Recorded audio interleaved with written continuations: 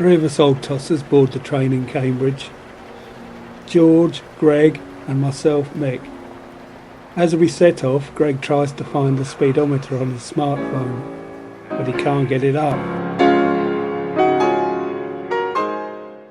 Mindful of the grave dangers we face, we take plentiful supplies of liquid. The heat is continually building as we navigate our way to Hastings. On the way, Greg is able to do some train spotting. Here he bags a Eurostar engine parked on the platform. A bit of a sprinter, says Greg.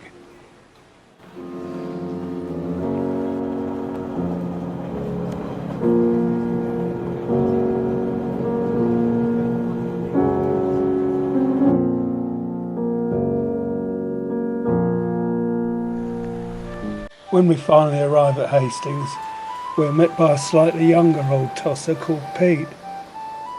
At only 63, he's able to remember a bit more than the rest of us. He proceeds to lead us on an exhausting, dehydrating trek up perilous side alleys and passageways in the search for a pub he recommends. We still haven't seen the sea.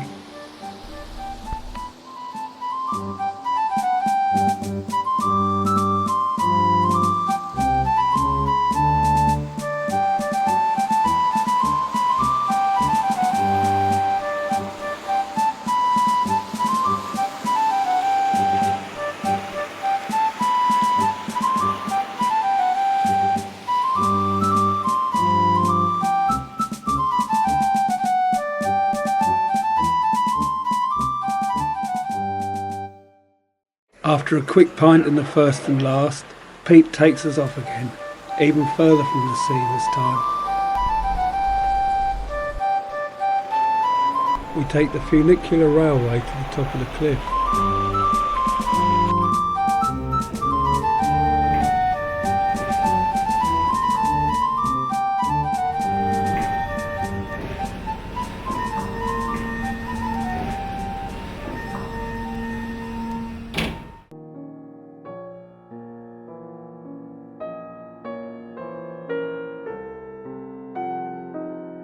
As we arrive, we find Mad John's bench.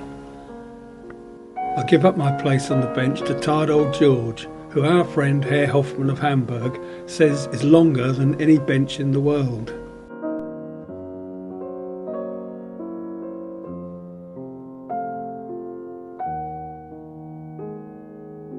Looking right across in the distance from here, it is possible to see Beachy Head.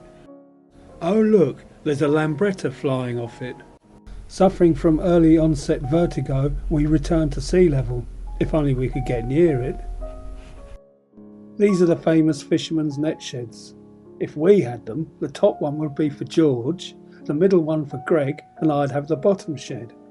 While Pete would be paddling around the sea in half a barrel, just like Bibby, the legendary Hastings tubman. Well, we've heard the gulls now. Maybe we'll see the sea.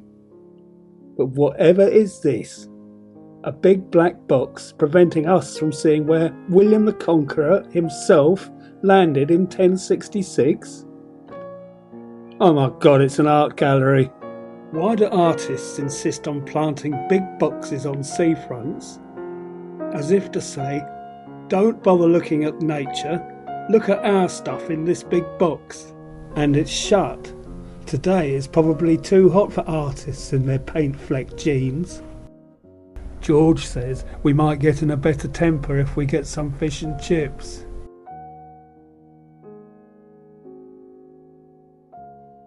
It's lovely food, Mick. Good. Yes, I'm enjoying it very much. Oh, you're good. It's particularly nice since we've been served by a couple of charming Slovakian girls. And after a heavy snack, Greg says it's time to show off his bandy legs and have a swim.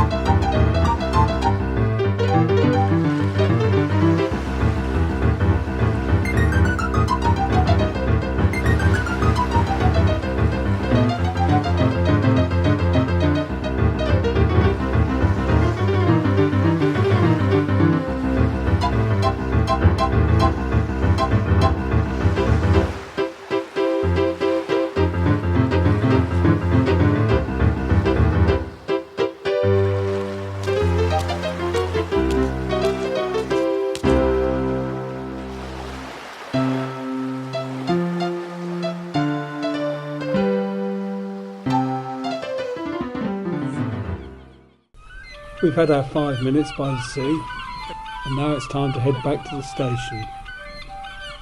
George and Greg are under strict orders to be back sober by 9 p.m.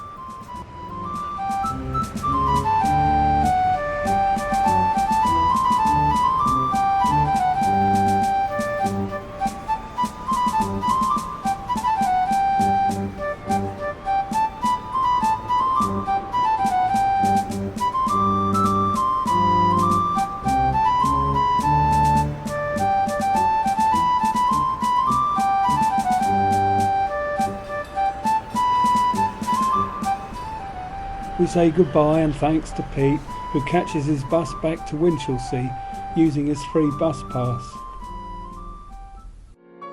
Having stocked up on a few bottles of wine in Tesco, we catch the 5:09 to Ashford International. On the train, as we enjoy a relaxing glass of wine, Greg says he'd like to visit Rye sometime. His wish is quickly granted as he discovers he's left his tickets, cards and cash behind. We have to get off at Rye and wait for the next train back to Hastings. We're back at Hastings again because Greg left his wallet in the bloody waiting room. Only found out when we got to Rye, so I had to come back to bloody Hastings to get it, then catch another train back again. So in that case, we're not going to be back in Cambridge till at least 10 o'clock. Thank you very much, Greg. Thanks to the railway company and a kind lady, everything was intact and we were able to restart our journey, passing through Greg's cherished Rye for the 3rd time today.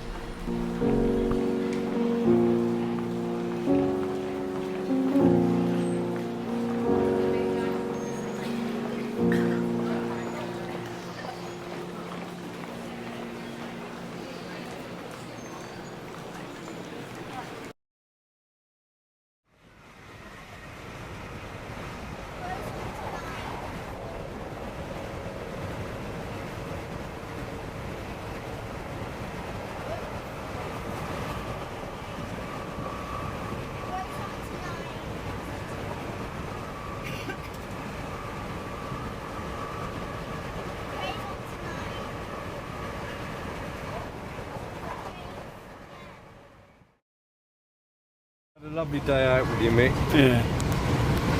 But I'm looking forward to my bed now. Oh, yeah.